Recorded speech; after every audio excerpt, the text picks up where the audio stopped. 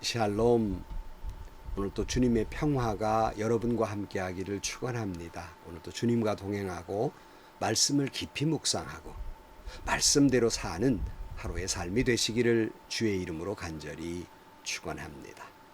오늘 아침 하나님께서 우리에게 허락해 주신 말씀은 사사기 1장 11절에서 21절 말씀입니다.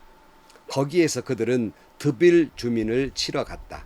드빌은 일찍이 기럇세벨이라고 불리던 곳이다. 그때 갈렙이 기럇세벨을 쳐서 점령하는 사람은 그의 딸 악사와 결혼시키겠다고 말하였다. 갈렙의 아우 그나스의 아들인 온니엘이 그곳을 점령하였으므로 갈렙은 그를 자기의 딸 악사와 결혼시켰다. 결혼을 하고 나서 악사는 자기의 남편 온니엘에게 아버지에게서 밭을 얻으라고 재촉하였다. 악사가 나귀에서 내리자 갈렙이 딸에게 물었다. 뭐 더 필요한 것이 있느냐? 악사가 대답하였다. 제 부탁을 하나 들어주시기 바랍니다. 아버지께서 저에게 이 메마른 땅을 주셨으니 샘 몇 개만이라도 주시기 바랍니다. 갈렙은 딸에게 윗샘과 아랫샘을 주었다. 모세의 장인은 겐 자손인데 그의 자손이 유다 자손과 함께 종려나무 성읍인 여리고로부터 아랏 남쪽에 있는 유다 광야로 옮겨와서 유다 광야 백성 가운데 자리 잡고 살았다. 유다 지파 사람들이 그들의 동기인 시므온 지파 사람들과 함께 스밧에 사는 가나안 족속에게 쳐들어가서 그들을 무찌르고 그곳을 전멸시켰다. 그래서 그 성읍의 이름을 호르마라고 부른다. 또 유다 지파 사람들은 가사와 그 지역 일대와 아스글론과 그 지역 일대와 에그론과 그 지역 일대를 점령하였다. 주님께서 유다 지파 사람과 함께 계셨으므로 그들은 산간지방을 차지할 수 있었다. 그러나 낮은 지대에 살고 있는 거민들은 철병거로 방비하고 있었기 때문에 쫓아내지 못하였다. 그들은 모세가 명령한 대로 헤브론을 갈렙에게 주었다. 갈렙은 거기서 안악의 세 아들을 쫓아냈다. 그러나 베냐민 자손이 예루살렘에 사는 여부스 사람을 쫓아내지 못하였으므로 여부스 사람이 오늘날까지 예루살렘에서 베냐민 자손과 함께 살고 있다. 아멘. 우리는 지금 사사기를 살펴보고 있습니다. 지난 시간에 사사기의 전체 개요를 말씀드렸습니다. 여호수아가 죽은 후에 하나님은 어떤 지도자도 세우지 아니하고 하나님이 직접 통치하기를 원하셨다 하는 말씀을 같이 나누었고, 그러나 그들은 자기의 뜻대로 뜻에 맞는 대로 행했다 하는 말씀을 같이 나누었습니다. 바라기는 여러분의 왕 오직 하나님이 여러분의 임금 되시기를 주의 이름으로 간절히 축원합니다. 자, 그런데 지난 시간에 우리가 살펴보지 못한 말씀을 오늘 같이 살펴보려고 하는데요. 지난 시간에 가나안 땅을 들어가긴 했는데 그래서 그걸 다 각각 나누어 가졌지만은 그 지역에 사는 사람을 다 몰아내지 못한 가운데 여호수아가 죽고, 이때에 이스라엘 백성들이 하나님께 이렇게 물었습니다. 1절 말씀에 여호수아가 죽은 뒤에 이스라엘 자손이 주님께 여쭈었다. 우리 가운데 어느 지파가 먼저 올라가서 가나안 사람과 싸워야 합니까? 이렇게 물었다는 거예요. 그러니까 하나님의 뜻을 물은 겁니다. 여호수아가 일찍이 가나안 땅을 정복하는 과정에서 많은 승리를 거두었지만 때로는 실패하는 경우가 있었습니다. 그때는 항상 그때마다 하나님의 뜻을 묻지 않았기 때문이었습니다. 여호수아 9장 14절 말씀에 보면 이스라엘 사람들은 어떻게 해야 할지를 주님께 묻지도 않은 채 그랬어요. 그러므로 실패하게 돼요. 여러분이 잘 아는 이스라엘의 초대 왕 사울 왕도 하나님께 묻지 않고 신접한 사람에게 물음으로 말미암아서 하나님은 그를 죽이고 다윗을 왕으로 세우게 됩니다. 이것이 역대상 10장 13절 말씀에 사울이 주님을 배신하였기 때문에 이렇게 죽었다. 그는 주님의 말씀을 지키지 않았고 오히려 점쟁이와 상의하여 점쟁이의 지도를 받았다. 그는 주님께 지도를 받으려 하지 않았다. 그래서 주님께서 그를 죽이시고 그의 나라를 이새의 아들 다윗에게 맡겼다 그랬어요. 다윗은 어떻게 했느냐? 항상 그는 하나님께 물었어요. 사무엘상 23장 2절 말씀에 그래서 다윗은 주님께 여쭈었다. 내가 출전하여 이 블레셋 사람을 쳐도 되겠습니까? 그러자 주님께서 다윗에게 허락하셨다 그랬고요. 사무엘하 2장 1절 말씀에 이런 일이 일어난 뒤에 다윗이 주님께 제 유다에 있는 성읍으로 올라가도 됩니까? 하고 여쭈었다. 주님께서 그에게 올라가라고 하셨다. 다윗이 다시 여쭈었다. 어느 성읍으로 올라가야 합니까? 주님께서 헤브론으로 올라가라고 알려주셨다.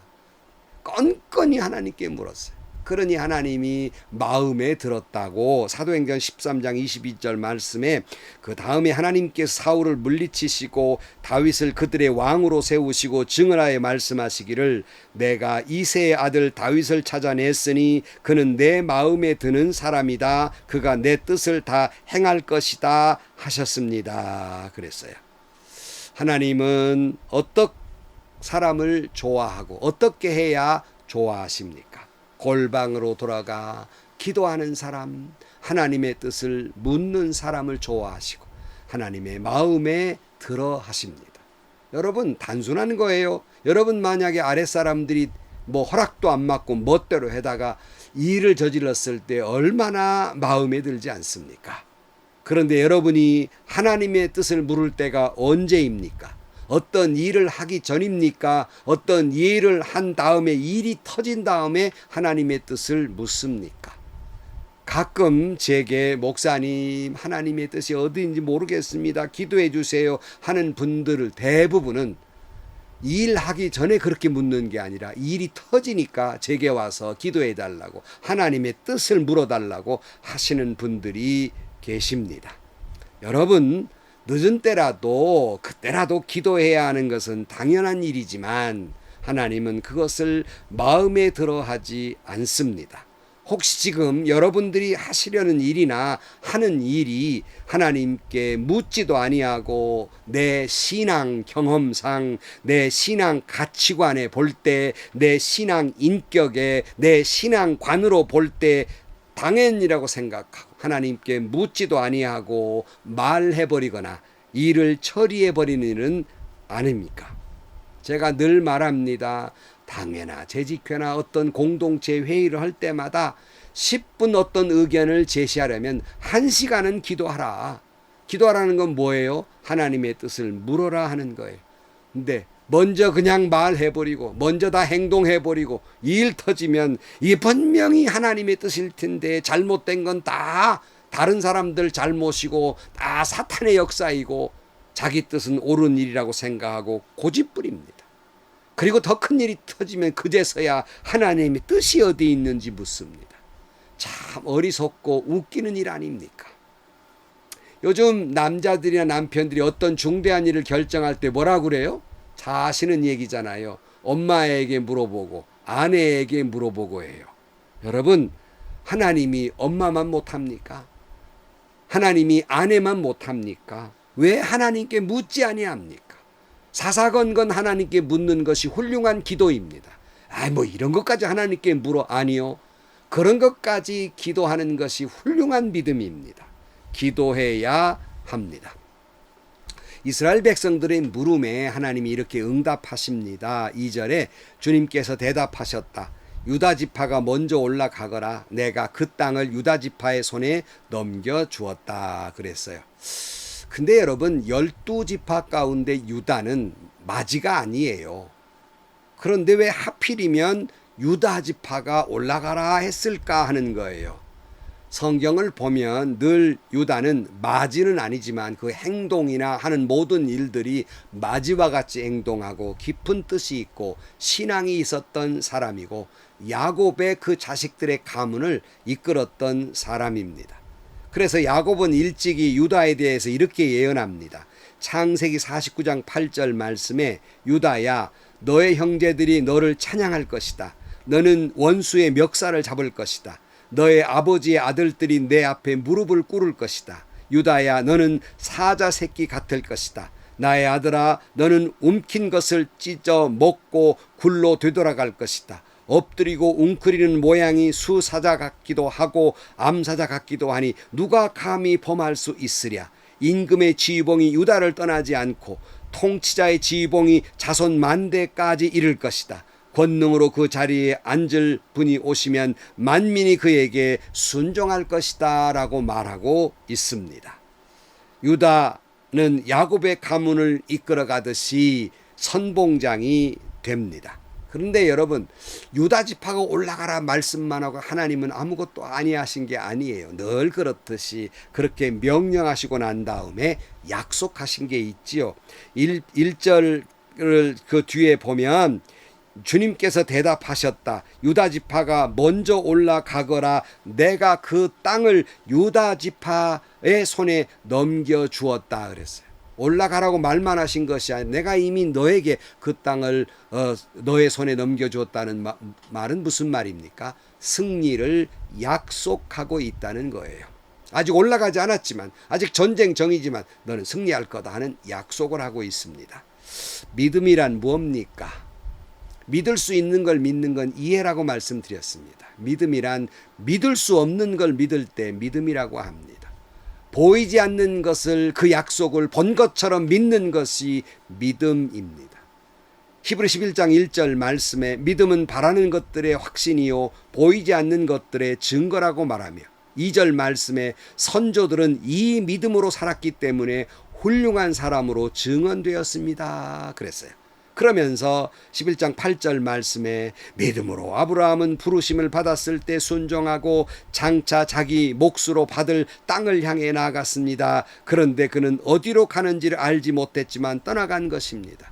어디로 갈지도 모르고 하나님이 약속했으니까 믿고 갔다는 말씀입니다. 바로 이것이 믿음입니다. 유다는 하나님이 승리를 약속하셨기 때문에 약속을 믿고 나아가기만 하면 됩니다. 참 묘하죠. 그런데 이때 우리는 인간적인 생각이 슬며시 스며들게 됩니다. 유다는 하나님의 이 약속만 믿고 가질 못했어요. 그 다음 3절에 보면 인간들의 도움을 구합니다. 그때 유다 지파 사람들이 자기들의 동기인 시므온 지파 사람들에게 제안하였다. 우리와 함께 우리 몫으로 정해진 땅으로 올라가서 가나안 사람을 치자. 그러면 우리도 너희 몫으로 정해진 땅으로 함께 싸우러 올라가겠다. 그리하여 시므온 지파가 유다 지파와 함께 진군하였다 그랬어요. 그러니까 유다는 시므온을 끌어들이게 됩니다. 형제 시므온에게 나와 함께가 싸우자고 청했고, 물론 유다 입장을 이해하는 면이 있어요. 이들의 전쟁은 단순하지 않았습니다. 대단한 큰 전쟁이었어요. 그걸 보면 4절 이하에 그런 얘기가 나옵니다. 유다 지파가 싸우러 올라갔을 때 주님께서 가나안 사람과 브리스 사람을 그들의 손에 넘겨주셨으므로 그들은 베색에서 10,000명이나 무찔렀다. 그곳 베색에서 그들은 아도니 베색을 만나서 그와 싸워 가나안 사람과 브리스 사람을 무찔렀다. 그들은 도망치는 아도니 베색을 뒤쫓아가서 사로잡아 그의 엄지손가락과 엄지발가락을 잘라버렸다. 그러자 아도니 베색은 내가 70명이나 되는 왕들의 엄지손가락과 엄지발가락을 잘라내고 나의 식탁 밑에서 부스러기를 주워 먹게 하였더니 하나님이 내가 한 그대로 나에게 갚으시는구나 하고 탄식하였다. 그는 예루살렘으로 끌려가서 거기에서 죽었다 그랬어요. 자, 이 전쟁의 대상이 아도니 베색이었어요. 그런데 거기서 10,000명과 싸워 죽였어요. 더군다나 아도니 베색이라는 사람이 어떤 사람이에요? 70명을 엄지발가락, 엄지손가락을 잘라서 그 상 밑에 부스러기 먹게 한 굉장한 왕이었습니다. 그와 전쟁을 치르는 것은 엄청난 것이었습니다. 이 나라는 필경 강한 나라였고 그 숫자도 많았음을 알 수 있습니다. 그러니 유다의 입장에서 보면 하나님 말씀에 순종은 해야 되겠고 상대는 너무 강하니까 시므온의 도움을 청한 것이었습니다. 이것은 당연한 것이에요. 형제간에 협력한 건 당연한 일이 아니겠습니까? 우리는 인간적으로 충분히 이해할 수 있고 대단히 적절하고 타당하고 논리적이고 합리적이고 지혜로운 일이었습니다. 하지만 신앙적인 면에서 보면 이것은 옳지 않은 일이었습니다. 만약에 이 시므온이 꼭 필요한 것 같으면 하나님께서 유다야 너는 시므온과 같이 함께 가서 싸워라 이렇게 하셨을 겁니다. 하지만 하나님은 그런 말씀을 하신 적이 없습니다. 네가 올라가라 그랬으니 그 약속만 믿고 나아가면 됩니다. 이것이 믿음입니다. 하지만 그는 하나님께 묻지도 아니하고 하나님의 말씀을 다시 생각해 볼 겨를도 없이 인간적인 생각과 인간적인 판단으로 결정을 합니다. 물론 이 판단도 크게 잘못된 것이나 틀린 것이라고 생각되진 않습니다. 하지만 사람이 하나님의 말씀을 1.1획도 틀림없이 순종하지 아니하고 만약에 내가 자꾸 부분적으로 순종하다 보면 여러분 잘 들으세요. 말씀에 따라 순종하지 아니하고 부분적으로 순종하다 보면 자꾸 내 생각이 점점 더 커지고 하나님의 뜻은 점점 더 작아져서 하나님의 뜻대로 하지 아니하고 내 판단대로 내 생각대로 내 멋대로 소위 사사기 전체 내용대로 자기 뜻에 맞는 대로 행동하게 됩니다.